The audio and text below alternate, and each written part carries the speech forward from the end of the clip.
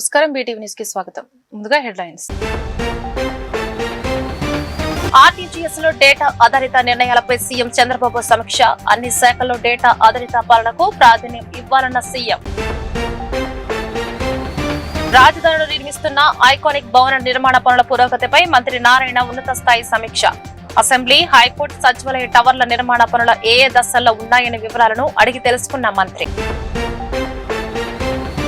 అర్హులైన నేతన్నలందరికీ నేతన్న సేవా పథకం అమలు చేస్తామన్న మంత్రి సవిత. ఈ నెల 7న చేనేత జాతీయ దినోత్సవం సందర్భంగా నేతన్న సేవలో పథకానికి శ్రీకారం చుట్టామని స్పష్టీకరణ. విజయవాడ ఇంద్రకీలాద్రిపై ఘనంగా జరుగుతున్న ఆషాఢ మాస ఉత్సవాలు. అమ్మవారికి 19.500 గ్రాముల బరువున్న బంగారు నత్తి బొట్టున విరాళంగా సమర్పించిన విజయనగరం దంపతులు. అన్ని శాఖల్లో డేటా ఆధారిత పాలనకు ప్రాధాన్యం ఇవ్వాలని ఆంధ్రప్రదేశ్ ముఖ్యమంత్రి నారా చంద్రబాబు నాయుడు అధికారులకు దిశానిర్దేశం చేశారు. ఆర్టీజీఎస్ లో డేటా ఆధారిత నిర్ణయాలపై సీఎం చంద్రబాబు ఈ రోజు సమీక్ష సమావేశం నిర్వహించారు. డేటా డెసిషన్ మేకింగ్ పై అధికారులకు సీఎం మార్గనిర్దేశం చేశారు. సీఎం సమీక్షకు ఏపీ ప్రభుత్వం ముఖ్య కార్యదర్శి సాయి ప్రసాద్, ఐటీ, ఆర్టీజీఎస్, వ్యవసాయం, మున్సిపల్, సంక్షేమ శాఖల ఉన్నతాధికారులు హాజరయ్యారు. రియల్ టైమ్ గవర్నెన్స్ వ్యవస్థ పనితీరుపై ముఖ్యమంత్రి సమీక్షించారు. ఆర్టీజీ ద్వారా పాలన మరింత సమర్థవంతంగా, సులభంగా ప్రజలకు అందుబాటులో ఉండాలని సూచించారు. ప్రభుత్వ నిర్ణయాలతో డేటా వినియోగాన్ని పెంచాలని ఆదేశించారు. ఆయా శాఖల వారీగా డేటా సమన్వయంపై అధికారులతో సీఎం చంద్రబాబు చర్చించారు. రాజధాని అమరావతి పరిధిలో ప్రతిష్టాత్మకంగా నిర్మిస్తున్న ఐకానిక్ భవనాల నిర్మాణ పనుల పురోగతిపై పురపాలక, పట్టణాభివృద్ధి శాఖ మంత్రి నారాయణ సచివాలయంలో ఉన్నత స్థాయి సమీక్ష సమావేశం నిర్వహించారు. సిఆర్డీఏ ఉన్నతాధికారులు, ఇంజనీర్లు, నిర్మాణ కాంట్రాక్ట్ సంస్థల ప్రతినిధులతో కలిసి పనుల తీరు, తెన్నులను క్షుణ్ణంగా పరిశీలించారు. ఈ సమావేశంలో AG, ICL MD Abhishek Kumar, engineer in chief Gopal రెడ్డితో పాటు పలువురు చీఫ్ ఇంజనీర్లు పాల్గొన్నారు. అమరావతి ల్యాండ్ మార్కులుగా నిలవనున్న అసెంబ్లీ, హైకోర్టు, సచివాలయ టవర్ల నిర్మాణ పనులు ఏ దశలో ఉన్నాయనే వివరాలను నారాయణ అధికారులను అడిగి తెలుసుకున్నారు. వర్షాకాలం దృష్ట్యా నిర్మాణాలు నిలిచిపోకుండా ముందు జాగ్రత్త చర్యలు తీసుకుంటూ పనులను నిరంతరాయంగా కొనసాగిస్తున్నట్టు అధికారులు ఈ సందర్భంగా మంత్రికి వివరించారు. అర్హులైన నేతలందరికీ నేతన్న సేవలో పథకం అమలు చేస్తామని, నెల 7న చేనేత జాతీయ దినోత్సవం సందర్భంగా నేతన్న సేవలో పథకానికి శ్రీకారం చుట్టామని మంత్రి సవిత పేర్కొన్నారు. రాష్ట్ర సచివాలయంలో నేతన్న సేవలో పథకంపై మంత్రి సవిత సోమవారం సమీక్ష సమావేశం నిర్వహించారు. ఈ సమావేశంలో చేనేత, జౌళి శాఖ special chief secretary RP Sisodia, commissioner Rekha Rani, వివిధ జిల్లాలకు చెందిన అసిస్టెంట్ డైరెక్టర్లు తదితరులు పాల్గొన్నారు. ఈ సందర్భంగా మంత్రి సవిత మాట్లాడుతూ నేతన్న సేవలో పథకం కింద చేనేతలకు ఏటా 25,000 ఆర్థిక సాయం అందించనున్నామని, ఈ నెల 5వ తేదీ సాయంత్రం 5 గంటల వరకు దరఖాస్తులకు గడువు ఉందని చెప్పారు. గడువులోగా అర్హులైన నేతల్లో దరఖాస్తులు చేసుకోవాలన్నారు. విజయవాడ ఇంద్రకీలాద్రిపై ఆషాఢ మాస ఉత్సవాలు భక్తి శ్రద్ధల నడుమ కొనసాగుతున్నాయి. ఆషాఢ మాస ఉత్సవాల సందర్భంగా ఇంద్రకీలాద్రిపై భక్తుల రద్దీ కొనసాగుతోంది. విజయనగరం జిల్లా గాజుల రేగకు చెందిన కె సత్యనారాయణ, అప్పాయమ్మ దంపతులు అమ్మవారికి 19.500 గ్రాముల బరువున్న బంగారు నత్తుబొట్టును విరాళంగా సమర్పించారు. సుమారు 3 లక్షల విలువైన ఈ ఆభరణాన్ని ఆలయ అధికారులకు అందజేయగా ప్రత్యేక పూజల అనంతరం వారికి వేద ఆశీర్వచనం, ప్రసాదాలు అందజేశారు.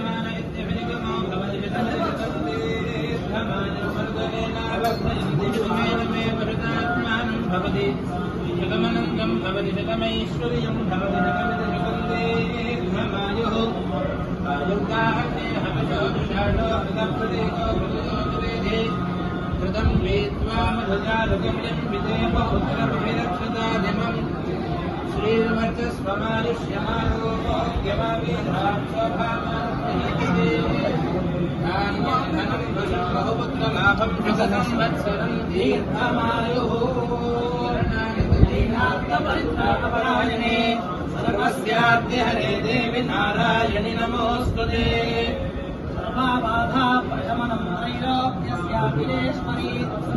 దేశంలో శాంతి భద్రతలు పూర్తిగా వైఫల్యం చెందాయని ఆరోపిస్తూ కేంద్ర హోంమంత్రి అమిత్ షా రాజీనామా చేయాలని డిమాండ్ చేస్తూ యువజన కాంగ్రెస్ ఉపాధ్యక్షులు పీటర్ జోసెఫ్ ఆధ్వర్యంలో ఆంధ్రరత్న భవన్ వద్ద నిరసన కార్యక్రమం చేపట్టారు. శాంతియుతంగా నిరసన తెలుపుతున్న విద్యార్థులపై పోలీసులు సివిల్ డ్రెస్సులో వచ్చిన ఆర్ఎన్ఎస్ఎస్ కార్యకర్తలు తీవ్రంగా దాడి చేసి కొట్టడం వల్ల కొంతమంది విద్యార్థులు మృతి చెందారని ఆవేదన వ్యక్తం చేశారు. ఈ ఘటనకు బాధ్యులైన పోలీసులను వెంటనే సస్పెండ్ చేయాలని కేంద్ర మంత్రి అమిత్ షా రాజీనామా చేయడంతో పాటు ప్రధాని మోడీ దేశ యువతకు క్షమాపణ చెప్పాలని ఆయన డిమాండ్ చేశారు. పీటర్ జోసెఫ్, యువజన కాంగ్రెస్ ఉపాధ్యక్షుడిని. దేశంలో లా అండ్ ఆర్డర్ పూర్తిగా వైఫల్యం చెందింది. శాంతియుతంగా నిరసన తెలియజేస్తున్న విద్యార్థులపై పోలీసులు తీవ్రంగా దాడి చేశారు. అంటే వాళ్ళని ఎలా ట్రీట్ చేశారంటే వాళ్ళొక తీవ్రవాదులు, మతోన్మాదులు, లేకపోతే రేపిస్టులు ఏ విధంగా అయితే చిత్రహింసలు గురి చేస్తామో ఆ విధంగా విద్యార్థులపై లాఠీలు జులిపించారు పోలీసులు. మరి పోలీసులే కాకుండా అక్కడ కొంతమంది సివిల్ డ్రెస్సుల్లో వచ్చి విద్యార్థులని దాడి చేయడం జరిగింది. మరి వారెవరు? పోలీసు వారేనా లేకపోతే ఆర్ఎస్ఎస్ పంపించిన మనుషుల? వాళ్ళు ఎందుకు అక్కడ ఉన్నారు? ఎలా కొట్టారంటే మనుషులు చావు బతుకులో ఉన్నారు. దాదాపు 22 మంది చనిపోయారు విద్యార్థులు వాళ్ళు శాంతియుతంగా రాజ్యాంగపరంగా శాంతియుతంగా వాళ్ళ హక్కులు కాపాడుకోవడం కోసం శాంతియుతంగా నిరసన తెలియజేస్తుంటే విద్యార్థులపై ఇంత క్రూరంగా ప్రవర్తించడం మరి దీనికి ఏది సంకేతం? మేము ఒకటే డిమాండ్ చేస్తున్నాం, ఈ కారణానికి ఎవరైతే కారకులు ఉన్నారో వారిని వెంటనే పదవుల్లో నుంచి తొలగించాలి. ఎవరైతే పోలీసు వారు విద్యార్థులను చిత్రహింసలకు గురి చేశారో వారిని కూడా సస్పెండ్ చేయాలి. ఎవరైతే సివిల్ డ్రెస్సుల్లో ఉన్నారో వారు ఎవరు అనేది బయటపెట్టాలి. వీటన్నిటి కారణం లా అండ్ ఆర్డర్ చేతిలో ఉన్నది, కేంద్రం చేతిలో ఉన్నది అమిత్ షా గారు. దేశంలో ఇప్పటివరకు దాదాపు అనేక సార్లు వైఫల్యం చెందింది లా అండ్ ఆర్డర్. మరి వీటన్నిటి కారణమైన అమిత్ షా గారు వెంటనే రాజీనామా చేయాలి, విద్యార్థులకు తగిన న్యాయం చేయాలి. ఎవరైతే చనిపోయారో వారందరికీ నష్టపరిహారం చెల్లించాలి. మోడీ గారు వచ్చి ఈ దేశ ప్రజలకి విద్యార్థులకు క్షమాపణ చెప్పాలి. వీళ్ళకి పరిపాలన చేత కాదు, వీరిని ఏదైనా ఎదుర్కొంటే పోలీసులతో దాడి చేస్తారు. మరి శాంతియుతంగా నిరసన కూడా తెలియజేయకుండా తెలుగుదేశం పార్టీ నాయకుడు వడ్డాది రమణ పుట్టినరోజున పురస్కరించుకుని సేవా కార్యక్రమం నిర్వహించడం అభినందనీయమని పలువురు టీడీపీ నాయకులు కొనియాడారు. రమణ భవిష్యత్తులో రాజకీయంగా మరింత ఎత్తు ఎదగాలని వారు ఆకాంక్షించారు. తెలుగుదేశం పార్టీ నాయకుడు వడ్డాది రమణ జన్మదిన వేడుకలు వించిపేట వినాయకుడి గుడి వద్ద ఘనంగా జరిగాయి. ఈ వేడుకలో భాగంగా కేక్ కట్ చేసి పేద మహిళలకు చీరలను పంపిణీ చేశారు. ఈ సందర్భంగా పశ్చిమ నియోజకవర్గం తెలుగు యువత అధ్యక్షుడు మాధవ, 55వ డివిజన్ తెలుగుదేశం పార్టీ కార్యదర్శి వడ్డాది హరీష్ తదితరులు మాట్లాడుతూ వడ్డాది రమణకు జన్మదిన శుభాకాంక్షలు తెలిపారు. జన్మదిన సందర్భంగా సామాజిక సేవా కార్యక్రమం నిర్వహించిన రమణను అభినందించారు. రాబోయే రోజుల్లో రమణ రాజకీయంగా మరో మెట్టు ఎక్కాలని వారు ఆకాంక్షించారు. భవిష్యత్తులో మరిన్ని ఉన్నత పదవులు అధిరోహించాలని కోరారు. ఈ కార్యక్రమంలో పలువురు టీడీపీ నాయకులు, స్థానికులు పాల్గొనే వడ్డాది రమణకు జన్మదిన శుభాకాంక్షలు తెలిపారు.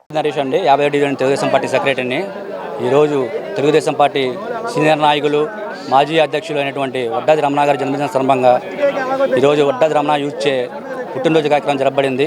ఈ యొక్క కార్యక్రమానికి 50 డివిజన్ పేద ప్రజలకి చీరల పంపిణీ కార్యక్రమం చేయడం చాలా సంతోషకరంగా ఉంది. అన్నయ్య గారు ఇలాంటి పుట్టినరోజులు మరి ఎన్నో జరుపుకోవాలని, నిండు నూరేలా భగవంతుడి ఆశీర్వాదం, ఆయుష్, అనుగ్రహం ఉండాలని చెప్పి కోరుకుంటున్నాం. ఈరోజు మన స్థానిక 55 డివిజన్ ఇంచిపేటలో మా సోదరుడు అయినటువంటి వడ్డాది రమణ ఎస్సీసీఎల్ అధ్యక్షుడు, ఎస్సీసీఎల్ నాయకుడు అయినటువంటి ఈరోజు ఘనంగా ఇక్కడ స్థానికులతో కలిసి జన్మదిన వేడుకలు ఘనంగా నిర్వహించాడు. యువతంతా మొత్తం కూడా రానున్న రోజుల్లో రమణ రాజకీయంగా ఇంకా ఎదగాలని, మంచి స్థానంలో ఉండాలని కోరుకుంటూ ఆ యొక్క దేవుణ్ణి కూడా ప్రార్థిస్తున్నాను. ఇంకా ఇలాంటి జన్మదినాలు చేసుకుంటూ ఆయన ప్రజాక్షేత్రంలో తిరుగుతూ ఇంకో ఎంతోమందికి సేవ చేస్తూ ఈరోజు ఆయన పుట్టినరోజు సందర్భంగా కొంతమందికి పేద మహిళలకు చీరలు కూడా, అదేవిధంగా పిల్లలకు పుస్తకాలను కూడా ఏర్పాటు చేయడం జరిగింది. ఆయన అభినందనిస్తూ ఇక రానున్న రోజుల్లో మా రమణ ఇంకా కూడా మంచి స్థానం ఉండాలని. విజయవాడ నగర అభివృద్ధికి నిరంతరం కృషి చేస్తున్న నాయకుడు విజయవాడ పార్లమెంటు సభ్యులు కేశినేని చిన్ని అని పలువురు టీడీపీ నాయకులు కొనియాడారు. ఎంపీ చిన్ని జన్మదినోత్సవం సందర్భంగా విజయవాడ నగర వ్యాప్తంగా జన్మదినోత్సవ వేడుకలు అంగరంగ వైభవంగా జరుగుతున్నాయని, చిన్ని నిండు నూరేళ్లు జీవిస్తూ మరిన్ని విజయాలను అందుకోవాలని ఆకాంక్షించారు. ఆయన అధికారం కోసం కాకుండా అభివృద్ధి కోసం పరితపిస్తారని, ఢిల్లీకి వెళ్లిన ప్రతిసారి విజయవాడకు కొత్త అవకాశాలు, అభివృద్ధి ప్రాజెక్టులు తీసుకురావడమే లక్ష్యంగా పనిచేస్తున్నారని ప్రశంసల వర్షం కురిపించారు. విజయవాడ పార్లమెంటు సభ్యులు కేశినేని శివనాథ్ జన్మదిన వేడుకలు సోమవారం విజయవాడలోని ఎన్టీఆర్ భవన్ లో పార్టీ నాయకులు అత్యంత ఘనంగా నిర్వహించారు. పార్టీ సీనియర్ నాయకులు, ప్రజాప్రతినిధులు, కార్పొరేటర్లు, వివిధ అనుబంధ విభాగాల నాయకులు, అభిమానులు, కార్యకర్తలు వందలాదిగా హాజరై చిన్నీకి జన్మదిన శుభాకాంక్షలు తెలిపారు. కేక్ కట్ చేసి సంబరాలు జరుపుతూ ఆయన దీర్ఘాయుష్యు, ప్రజాసేవలో మరిన్ని విజయాలు సాధించాలని ఆకాంక్షించారు. ఈ సందర్భంగా పలువురు నాయకులు మాట్లాడుతూ, నాయకులు చాలా మంది ఉంటారు, కానీ మా నాయకుడు అని గుండె నిండా పిలిచే అదృష్టం కొందరికే దక్కుతుందని, ఈ అదృష్టం విజయవాడ కార్యకర్తలకు దక్కింది అంటూ కొనియాడారు. నాకు అత్యంత ఆప్తులు విజయవాడ పార్లమెంటు సభ్యులు సోదరులు కేశినేని చిన్ని శివనాథ్ గారి జన్మదిన వేడుకల సందర్భంగా వారికి మా తరపున హృదయపూర్వకమైనటువంటి జన్మదిన శుభాకాంక్షలు తెలియజేస్తూ ఉన్నాం. ఈరోజు పార్లమెంటు ఉండటం వల్ల వారు ఢిల్లీలో ఉన్నారు, కానీ 7 పార్లమెంటులో కూడా వారి జన్మదిన వేడుకలు చాలా ఘనంగా జరుపుకుంటూ ఉన్నారు. అభిమానంగా ఎంతోమందికి పేదలకి అన్నదానం, వస్త్రదానం, అనేక గుడుల్లో కూడా వాళ్ళు ఆరోగ్యంగా ఉండాలని పూజలు కూడా అభిమానంగా చేస్తూ ఉన్నారు. విజయవాడ పార్లమెంటు చరిత్రలో 2,85,000తో గెలిచినటువంటి ఎంపీ గారు ఆ ప్రజల రుణం తీర్చుకోవాలని గెలిచిన దగ్గర నుంచి నేటి వరకు కూడా క్షణం తీరిక లేకుండా ప్రజా సమస్యల మీద పనిచేస్తూ ఉన్నారు. విజయవాడ పార్లమెంటును శరవేగంతో అభివృద్ధి పదంలో ముందుకు నడిపిస్తూ ఉన్నారు. ఈ రోజున ఆయన పార్లమెంటు సభ్యులైనాక విజయవాడ రైల్వే స్టేషన్కు 930 కోట్ల రూపాయలు తీసుకురావడం జరిగింది. అంతేకాకుండా 26 పార్లమెంట్ సభ్యులు కేశినేని శివనాథ్ చిన్ని గారి జన్మదిన వేడుకలు పార్లమెంట్ పరిధిలో ఉన్నటువంటి ప్రతి నియోజకవర్గంలో కూడా అత్యంత ఘనంగా జరుగుతున్నాయి. మనందరికీ తెలుసు, పార్లమెంట్ సభ్యుడిగా బాధ్యతలు స్వీకరించిన దగ్గర నుంచి కూడా నిత్యం ప్రతి ఒక్కరికి అందుబాటులో ఉంటూ ఏ సమస్యతో ఎవరొచ్చినా సరే వారితో ప్రేమగా మాట్లాడుతూ వారి సమస్య తీర్చేటటువంటి ప్రయత్నాన్ని ప్రతిరోజు కూడా చేసేటటువంటి ప్రజల మనిషి కేశినేని శివనాథ్ చిన్ని గారు. మరి వారు పార్లమెంట్ నియోజకవర్గ ఇన్ఛార్జిగా బాధ్యతలు స్వీకరించిన దగ్గర నుంచి కూడా ఎన్నికలకు ముందే సొంత నిధులతో కొన్ని లక్షల మంది కడుపు నింపినటువంటి గొప్ప వ్యక్తి. ఆనాటి ప్రభుత్వం అన్నా క్యాంటీన్లు అత్యంత దుర్మార్గంగా మూసివేస్తే విజయవాడ పార్లమెంట్ పరిధిలో నేనున్నానని చెప్పి మొబైల్ అన్నా క్యాంటీన్లు తెరిచి ప్రతిరోజు కూడా వేల మందికి ఆయన అన్నదానం చేసినటువంటి వ్యక్తి. మరి అదే పందాన్ని కొనసాగిస్తూ ఈ రోజుకి కూడా తన సేవా కార్యక్రమాలను విస్తృతంగా నియోజకవర్గ పరిధిలో చేయటమే కాకుండా అనేక అభివృద్ధి కార్యక్రమాలని నియోజకవర్గంలో ఉన్నటువంటి అన్ని అసెంబ్లీ కాన్స్టిట్యున్సీస్లో కూడా చేపడుతున్నారు. మరీ ముఖ్యంగా గత సంవత్సరం దసరా ఉత్సవాలు విజయవాడ ఉత్సవ వైఎస్ఆర్ కాంగ్రెస్ పార్టీపై తెలుగుదేశం పార్టీ ఎన్టీఆర్ జిల్లా అధ్యక్షురాలు గద్దె అనురాధ మరోసారి తీవ్ర స్థాయిలో విమర్శలు గుప్పించారు. వైసీపీకి వెనక గంజాయి, కల్తీ మద్యం బ్యాచ్లు తప్ప జెన్జీ యువత లేరని అన్నారు. జెన్జీ యువత చాలా స్మార్ట్ అని, ఎవరు ఉద్యోగాలు తెచ్చారో, ఎవరు మోసం చేశారో వారికి తెలుసని, యువతను తప్పుదారి పట్టించడం వైసీపీ వల్ల కాదని ఆమె వ్యాఖ్యానించారు. విజయవాడ ఆటోనగర్లోని తెలుగుదేశం పార్టీ ఎన్టీఆర్ జిల్లా కార్యాలయంలో జరిగిన విలేకరుల సమావేశంలో ఎన్టీఆర్ జిల్లా టీడీపీ అధ్యక్షురాలు గద్దె అనురాధ మాట్లాడుతూ కూటమి ప్రభుత్వం 2 సంవత్సరాల సుపరిపాలన ముందుకు తీసుకెళ్తూ అభివృద్ధి మరియు సంక్షేమ ధ్యేయంగా ప్రజలను ఆనందంగా ఉంచేలా పనిచేస్తుందని తెలిపారు. గతంలో వైఎస్ఆర్సీపీ ప్రభుత్వం అధికారంలో ఉన్నప్పుడు ఏ ఒక్క పరిశ్రమను తీసుకురాలేదని, కానీ నేడు రాష్ట్రానికి దాదాపు 25% జాతీయ పెట్టుబడులు తరలి వస్తున్నాయని గణాంకాలతో చెప్పారు. గత వైసీపీ ప్రభుత్వం మెగా డిఎస్సీ ఇస్తామని 5 ఏళ్లు మోసం చేసిందని, కానీ కూటమి ప్రభుత్వం అధికారంలోకి రాగానే తొలి సంతకం దానిపైన పెట్టి 16,000 ఉద్యోగాలను భర్తీ చేసిందని గుర్తు చేశారు. అందరికీ నమస్కారం.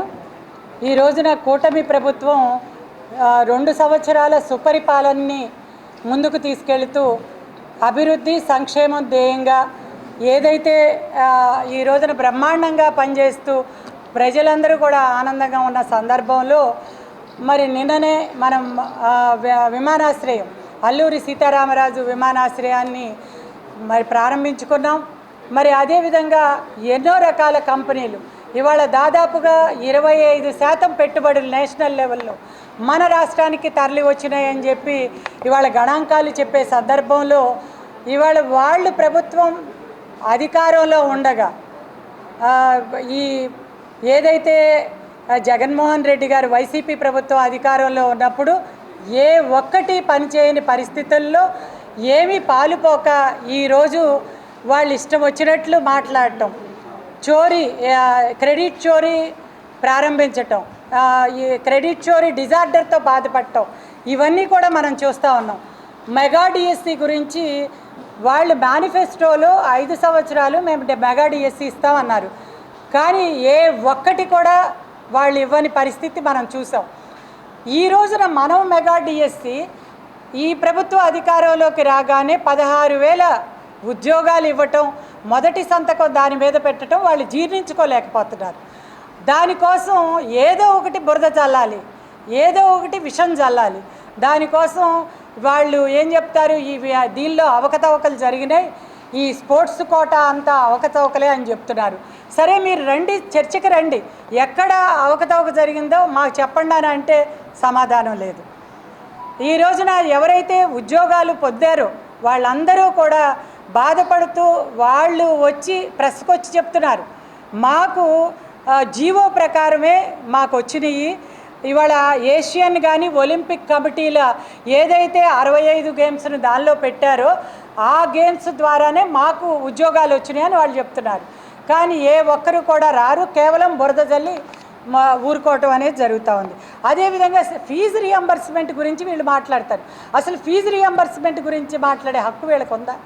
వాళ్ళు చివరి 2 సంవత్సరాలు ఫీజు రియంబర్స్మెంట్ చేయక ఈ రోజున సర్టిఫికెట్లన్నీ ఇవాళ కాలేజీల్లో నిలిచిపోయినాయి. మనం డిఎస్సీ 2025 అక్రమాలపై సిబిఐ విచారణ జరపాలని వైసీపీ నేతలు డిమాండ్ చేశారు. డిఎస్సీలో జరిగిన అవకతవకలకు బాధ్యత వహిస్తూ మంత్రి నారా లోకేష్ వెంటనే రాజీనామా చేయాలని ఎన్టీఆర్ జిల్లా వైసీపీ అధ్యక్షులు దేవినేని అవినాష్ డిమాండ్ చేశారు.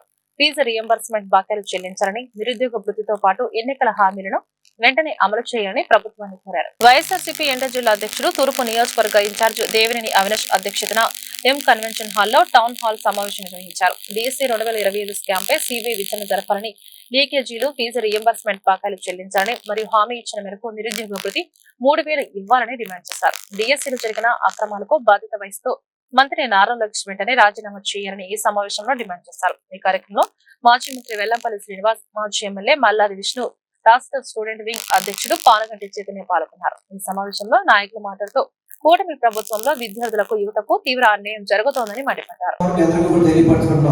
వీళ్ళ మిత్రుడేంటి నారా చంద్రబాబు నాయుడు మిత్రుడు పక్కన రేవంత్ రెడ్డి కూడా చెప్పాడు, ముందు మీ రాష్ట్రంలో 10,000 కోట్లు బకాయిలు ఉన్నాయి ఇవ్వండి అని చెప్పని. మీ శిష్యుడితో కూడా అనిపించుకుంటావు కదా చంద్రబాబు నాయుడు, నీకు నీ పక్కన శిష్యుడే కదా, నీకు నీ మిత్రుడు అనుకుంటావు, శిష్యుడు అనుకుంటావు. అతను కూడా ఆంధ్ర రాష్ట్రంలో ఎంత తప్పు జరుగుతుంది అని చెప్పి చెప్పినప్పటికీ కూడా బుద్ధి లేకుండా యువతని మోసం చేస్తున్నారు, విద్యార్థులను మోసం చేస్తున్నారు, యువకుల్ని మోసం చేస్తున్నారు. ఈ కూటమి ప్రభుత్వానికి పొట్టగొత్తలో ఇదో తెలియపరచుకుంటే ఈరోజు అవినాష్ గారి నాయకత్వంలో చక్కగా ఇంత జడ్జి మీటింగ్ బ్రహ్మాండంగా జరిగింది. ఇది మీరు ఇక్కడ వినడమే కాదు, మీ యొక్క కాలేజీలో కావచ్చు, మీ యొక్క స్నేహితులు కావచ్చు, జరుగుతున్న అన్యాయాన్ని తెలియచేయండి. రేపు ఉదయం మీ భవిష్యత్తు బాగుండాలంటే వీటన్నిటి మీద పోరాటాలు జరిగితే తప్ప మీ భవిష్యత్తు బాగుండదు. మరొకసారి చెప్తాను, మీ భవిష్యత్తు బాగుండాలంటే జగన్మోహన్ రెడ్డి గారు ముఖ్యమంత్రి అయితేనే మీ యొక్క భవిష్యత్తు బాగుంటుందని చెప్పని తెలియపరుచుకుంటూ ఈ అవకాశం ఇచ్చిన అవినాష్ గారికి. అంతర్జాతీయ పరిస్థితుల నేపథ్యంలో బహిరంగ మార్కెట్లో కిలో 64 నుంచి 65 ఉన్న నాణ్యమైన బీపీటీ బియ్యాన్ని ప్రభుత్వం 52కి అందిస్తోందని ఎమ్మెల్యే బోండా ఉమేశ్వర్ తెలిపారు. రాష్ట్ర వ్యాప్తంగా 150 రైతు బజార్లు, 500 అవుట్లెట్ లో ప్రారంభమైన ఈ పథకం ద్వారా ప్రతి కుటుంబం 10 కిలోల వరకు బియ్యం కొనుగోలు చేయవచ్చు అన్నారు. నిత్యావసర ధరలను అదుపులో ఉంచేందుకే ప్రభుత్వం ఈ నిర్ణయం తీసుకుందని, సామాన్య మధ్యతరగతి ప్రజలు ఈ అవకాశాన్ని సద్వినియోగం చేసుకోవాలని కోరారు. విజయవాడ సెంట్రల్ నియోజకవర్గం 62వ డివిజన్ పాయకాపురం రైతు బజార్, గాంధీనగర్ రైతు మార్కెట్ లో బీపీటీ స్టీమ్ రైస్ విక్రయ కేంద్రాన్ని ప్రభుత్వ విప్ సెంట్రల్ నియోజకవర్గ శాసనసభ్యులు బోండా ఉమేశ్వర ప్రారంభించారు. ఈ సందర్భంగా ఆయన మాట్లాడుతూ అంతర్జాతీయ పరిస్థితులు మరియు పెరుగుతున్న నిత్యావసర వస్తువుల ధరల కారణంగా బహిరంగ మార్కెట్లో బీపీటీ స్టీమ్ రైస్ ధర కిలో 64 నుంచి 65 వరకు చేరిందని తెలిపారు. ప్రజలపై ఆర్థిక భారం తగ్గించేందుకు ముఖ్యమంత్రి నారా చంద్రబాబు నాయుడు నేతృత్వంలోని రాష్ట్ర ప్రభుత్వం కీలక నిర్ణయం తీసుకున్నట్లు పేర్కొన్నారు. రాష్ట్ర వ్యాప్తంగా 150 రైతు బజార్లో, 500 రైస్ మిల్ అవుట్లెట్లలో నేటి నుంచి బీపీటీ స్టీమ్ రైస్ విక్రయాలు ప్రారంభమయ్యాయని, బహిరంగ మార్కెట్లో 64 నుంచి 65 ఉన్న నాణ్యమైన బియ్యాన్ని 52కే ప్రజలకు అందుబాటులోకి తెచ్చిందని వెల్లడించారు. ఒక్కో కుటుంబానికి 10 కిలోల వరకు ఈ ధరకు కొనుగోలు చేసే అవకాశం కల్పించామని వివరించారు. విజయవాడ సెంట్రల్ నియోజకవర్గంలోని రైతు బజార్లో ప్రత్యేక కౌంటర్లు ఏర్పాటు చేయడం వల్ల సామాన్య మధ్యతరగతి కుటుంబాలకు ఎంతో ఉపశమనం కలుగుతుందని చెప్పారు. యుద్ధ వాతావరణం, ఎలినో ఎఫెక్టు, అనేక రకాల ఇబ్బందుల్లో బయట ధాన్యం రేటు, అలాగే రైస్ బియ్యం రేటు, రా రైస్ కానీ బీపీటీ కానీ ఇవన్నీ కూడా 65 రూపాయలు 70 రూపాయల వరకు వెళ్ళిపోయిన సందర్భంలో మన రాష్ట్రంలో ప్రజలకి తక్కువ ధరకే మరి బియ్యం అందజేయాలన్న ఉద్దేశంతో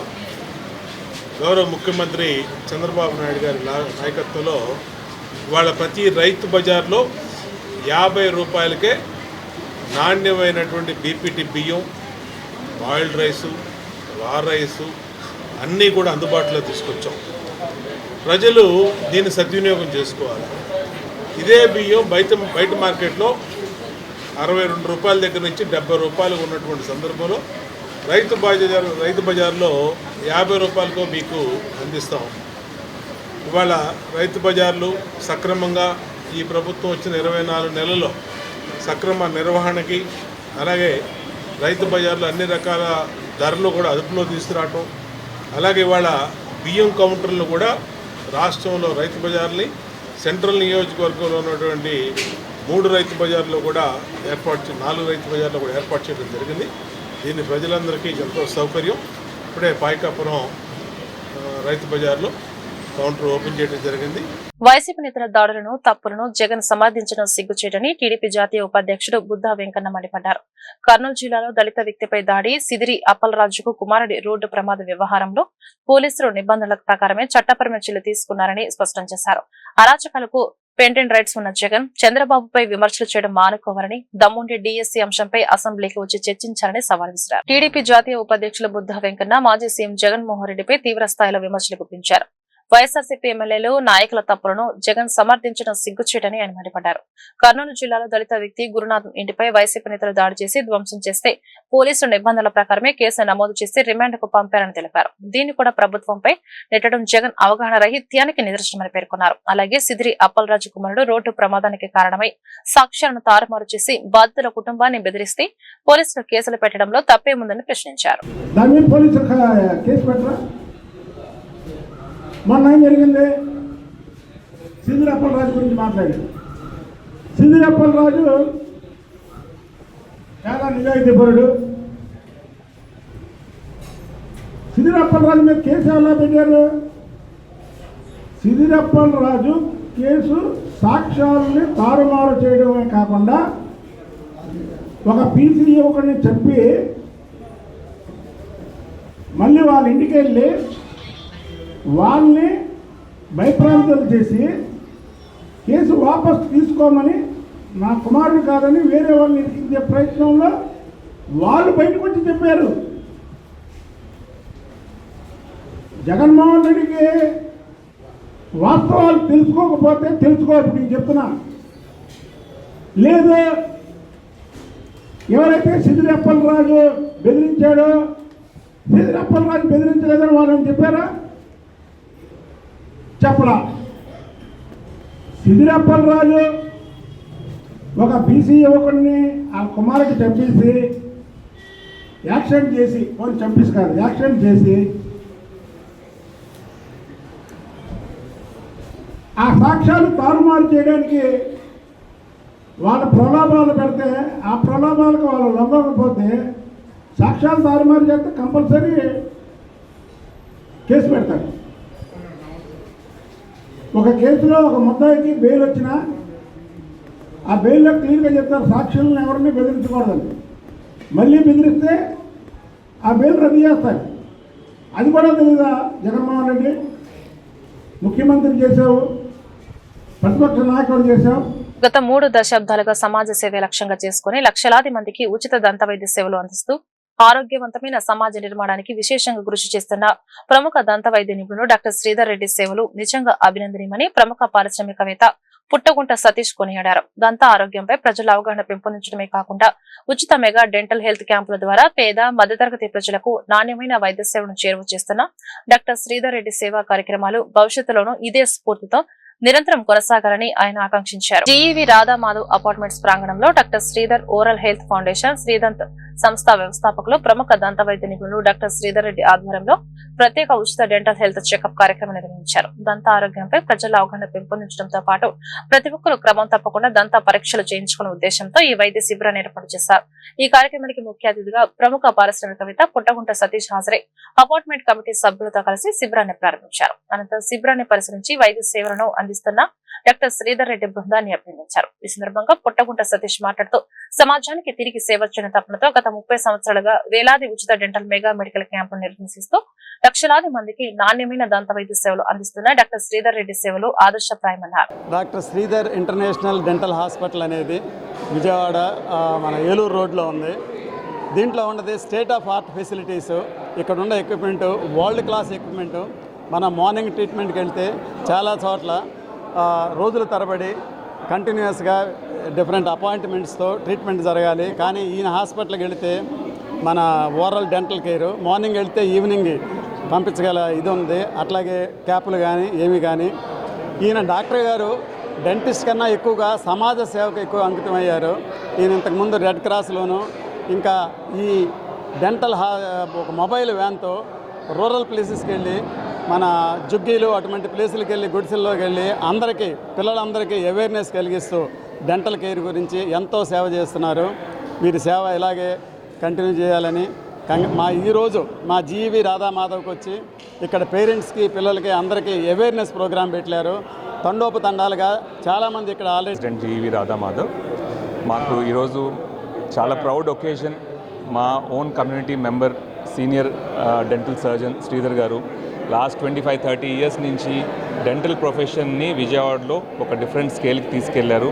such a friendly dental surgeon, చాలా సర్వీస్ చేశారు. డిఫరెంట్ రెడ్ క్రాస్ కానీ ఎస్కేసివి చిల్డ్రన్స్ ట్రస్ట్ కానీ డెంటల్ ఫీల్డ్లో కానీ number of health camps, mobile camps, innumerable amount of service and next లెవెల్కి ప్రొఫెషన్ని నెక్స్ట్ లెవెల్కి తీసుకెళ్ళిన one of the rare dental surgeons. We are so happy and proud to have him in our community today. వాళ్ళ side నుంచి ఈరోజు ఇంత పెద్ద camp అందరు community మెంబర్స్కి, చిల్డ్రన్స్కి, అడల్ట్స్కి ఓరల్ హెల్త్, ఇన్విజలైన్, ఓరల్ ఏఐతో మీడియేటెడ్ ఓరల్ డయాగ్నోసిస్ మెషిన్ పెట్టారు, ఎక్స్రే మెషిన్ పెట్టారు, చైల్డ్ హెల్త్ క్యాంప్ పెట్టారు. అండ్ ఇవన్నీ కాకుండా నెక్స్ట్ లెవెల్కి ఆంటర్‌ప్రెన్యూర్‌షిప్ కూడా ఆయన శ్రీధర్ గారు వాళ్ళ బ్రాండ్. విజయవాడ నగరంలో గహన చిత్ర యూనిట్ సందడి చేస్తుంది. నూతన నటీనటులతో విజయవాడ పరిసర ప్రాంతాల్లో నిర్మించిన ఈ చిత్రాన్ని ప్రేక్షకులు తప్పక వీక్షించి విజయవంతం చేయాలని చిత్ర నిర్మాత వాసు కోరారు. త్వరలో గహన పార్ట్ 2 కూడా నిర్మించనున్నామని, ఆసక్తి గల నటీనటులు తమను సంప్రదించాలని ఆయన పిలుపునిచ్చారు. నగరంలోని గాంధీనగర్ శైలజ థియేటర్లో గహన చిత్ర ప్రత్యేక ప్రీమియర్ షో ఆదివారం ఘనంగా నిర్వహించారు. చిత్ర యూనిట్ సభ్యులు ప్రేక్షకులతో కలిసి సినిమాను వీక్షించి సందడి చేశారు. విజయవాడ పరిసర ప్రాంతాల్లోనే అత్యంత పరిమితి బడ్జెట్ లో రూపొందించిన ఈ చిత్రానికి ప్రేక్షకుల నుంచి విశేష ఆదరణ లభిస్తుండడం పట్ల చిత్ర బృందం ఆనందం వ్యక్తం చేసింది. ఈ సందర్భంగా చిత్ర దర్శకుడు నాగరాజేష్ బాబు మాట్లాడుతూ నటీనటులు, సాంకేతిక నిపుణులు ఎంతో కష్టపడి పనిచేయడం వల్లే ఈ సినిమా అనుకున్న రీతిలో బాగా వచ్చిందన్నారు. మేకప్, కాస్ట్యూమ్స్, నెట్వర్క్ వంటి విభాగాల్లో అందరూ కలిసికట్టుగా కృషి చేశారని తెలిపారు. షూటింగ్ కి సహకరించిన లొకేషన్ నిర్వాహకులకు, కృష్ణా జిల్లా పోలీస్ శాఖకు ప్రత్యేక ధన్యవాదాలు తెలియజేశారు. అమీర్లోక్ సినిమా డైరెక్టర్ని ఈరోజు మా టీంని తీసుకొని కనకదుర్గ అమ్మవారి ఆశీస్సులు తీసుకోవడానికి వచ్చాము ఇక్కడికి. అండ్ మా సినిమా ఈ నెల 21 రోజు థియేటర్లోకి వస్తున్నాము. రీసెంట్గా టీజర్ రిలీజ్ చేసినాము. ఐ థింక్ మంచి రెస్పాన్స్ వస్తుంది దానికి. రేపు కాసుల కళ అని ఇంకొక సాంగ్ రిలీజ్ చేస్తున్నాము. అది గుంటూరులో భాష్యం రామకృష్ణ గారి చేతుల మీదుగా విడుదల చేస్తున్నామండి. అండ్ మా సినిమాని స్పిరిట్ మీడియా వాళ్ళు ఎంటైర్ వరల్డ్ వైడ్ రిలీజ్ వాళ్ళే చేస్తున్నారు. రానా గారు స్పిరిట్ మీడియా అండి. ప్రమోషన్స్ అంటే ఇక్కడి నుంచే మొదలు పెడుతున్నాం. యాక్చువల్గా చెప్పాలంటే మనం టీజర్ రిలీజ్ చేసాము. విజయవాడ నుంచే స్టార్టింగ్ అనుకోవచ్చు అసలైన ప్రమోషన్. అందరికీ నమస్కారం అండి. నా పేరు మనోజ్. మేము అమీర్లోక్ సినిమా ప్రమోట్ చేయడానికి దుర్గమ్మ ఆశీస్సులతో ఈరోజే స్టార్ట్ చేసాము. విజయవాడ నుంచే స్టార్ట్ చేస్తున్నాము. అమీర్లోక్ అని పెట్టినప్పటికీ కూడా మాది పర్ఫెక్ట్ తెలుగు సినిమా. అది జస్ట్ హైదరాబాద్లో బేస్ అయి ఉంటుంది అంతే. ఇప్పుడు ఎట్లయితే మనము ఆంధ్రాలో బేస్ అయిన సినిమాలు, రాయలసీమ బేస్ వచ్చే సినిమాలు మనం అంతా చూడగలుగుతాము. ఇది కూడా అందరు తెలుగు వాళ్ళు చూడొచ్చు. ఇది ప్రాపర్ తెలుగు సినిమా, మీ అందరికీ నచ్చుతుంది. కాకపోతే ఏంటంటే మేము డిఫరెంట్గా ఈసారి హైదరాబాద్ని కొత్తగా చూపిస్తున్నాము. ఎవరు చూడనటువంటి హైదరాబాద్ని చూపిస్తున్నాము. మేము చూపించే కల్చర్ ఇప్పటివరకు ఎవరు హైదరాబాద్లో చూపించలేదని మేము నమ్ముతున్నాము. రేపు మీరందరూ కూడా అదే అంటారని మేము ఈరోజే విజయవాడకు వచ్చాము. దుర్గమ్మదేవి ఆశీస్సులతోటి మా ప్రమోషన్స్ మొదలెట్టుకుంటున్నాము. అమీర్లోక్ అని మా ఒక సినిమా 21వ తారీఖు ఆగస్టున రిలీజ్ అవ్వబోతుంది. రానా గారు స్పిరిట్ మీడియా తరఫున ఈ సినిమా రిలీజ్ చేస్తున్నారు. ప్రమోషన్స్ ఈరోజే స్టార్ట్ చేసాము. మా సినిమా అమీర్లోక్ అని హైదరాబాద్ పేరున్నా కూడా, హైదరాబాద్ కల్చర్ ఉన్నా కూడా, ఇది ముగ్గురు ఫ్రెండ్స్ కథ, ఒక బస్తీ కథ, ఒక ఫ్యామిలీ కథ, ప్రేమ కథ, బాధల కథ, కష్టాల కథ. మీకు సినిమా తప్పకుండా నచ్చుతుంది. బాగా యూనివర్సల్ ఐడియాతో ఈ సినిమాని తీసాము. ఇప్పుడు మనకున్న వాతావరణంలో మన దేశంలో వేరే వేరే జాతీయులు, వేరే వేరే స్పేసెస్ నుంచి జనాలు వస్తారు. వీళ్ళ మధ్యలో డిఫరెన్సెస్ వెతకకుండా కలిసిమెలిసి ఉండే ఒక కథ, ఒక ఫ్యామిలీ, ఒక బస్తీలో ఎలాంటి ప్లేసెస్ నుంచి వస్తారు, ఎలాంటి స్పేసెస్ నుంచి వస్తారు, వాళ్ళందరూ ఒక చోట కలిసి వాళ్ళ మధ్యలో ప్రేమ, వాళ్ళ మధ్యలో ఆప్యాయత, వాళ్ళ మధ్యలో ఉన్న బాండ్, కనెక్షన్స్ గురించి ఈ సినిమా. కుర్రాళ్ళ సినిమా, యూత్ సినిమా, చాలా ఎనర్జెటిక్ సినిమా. విజయవాడ నగరంలో అమీర్ లోక్ చిత్ర యూనిట్ సందడి చేస్తుంది. నూతన నటీనటులతో తెరకెక్కిన యూత్ఫుల్ చిత్రం అమీర్ లోక్ అనే చిత్రాన్ని ప్రేక్షకులు తప్పక వీక్షించి విజయవంతం చేయాలని దర్శకుడు రమణారెడ్డి సోమ కోరారు. ఆగస్టు 21వ తేదీన ఈ చిత్రం ప్రేక్షకుల ముందుకి రానుందని, యువతకు కావలసిన అన్ని అంశాలు ఈ చిత్రంలో ఉన్నాయని ఆయన తెలియజేశారు. అమీర్ లోక్ చిత్ర బృందం తొలుత ఇంద్రకీలాద్రిపై వెంచేసి ఉన్న శ్రీ కనకదుర్గ అమ్మవారిని దర్శించుకున్నారు. అనంతరం భవానీపురంలోని ఒక హోటల్లో చిత్ర దర్శకుడు రమణారెడ్డి, సోమాతో పాటు హీరోలు మనోజ్, ఎంసీ హరి, శశిధర్ సాయి, యోగి తదితరులు పాల్గొని చిత్ర విశేషాలను పంచుకున్నారు. చిత్ర దర్శకుడు రమణారెడ్డి సోమ సినిమా టీజర్ కు వస్తున్న స్పందన పట్ల ఆనందం వ్యక్తం చేశారు.